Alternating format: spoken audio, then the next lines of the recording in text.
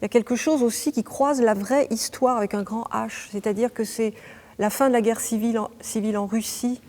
et c'est l'année 20-21, exactement cette année-là, mais c'est l'exact moment historique de bascule, et c'est la fuite des Russes blancs du sud de la Russie jusqu'en Crimée, Sébastopol, puis Constantinople, et puis Paris. Donc c'est une espèce de saga folle comme ça, avec évidemment l'histoire de l'exil, de la défaite, mais en même temps c'est une comédie. Et moi quand j'ai lu cette pièce en été, j'ai lu tout le théâtre de Bulgakov, et je voulais vraiment savoir aussi ce que c'était qu'un artiste empêché, et en même temps je sentais quelque chose m'attendait,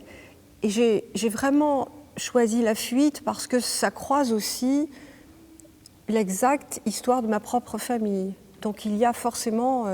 quelque chose qui me touche profondément et qui m'engage, parce que mes grands-parents étaient du voyage, exactement au même moment, la même année, et sur le même itinéraire. Et quand j'étais enfant, je m'asseyais sur le seuil de la chambre de ma grand-mère,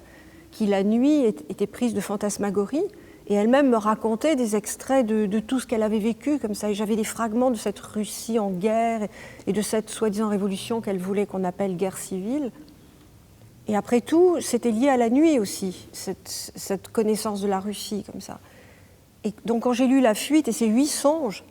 j'étais absolument dans une perméabilité, j'étais de plein pied avec quelque chose que j'avais vécu. Et en même temps, l'écriture de Bulgakov est admirable, de folie, de fantastique, et en même temps, il y a le rythme de la comédie.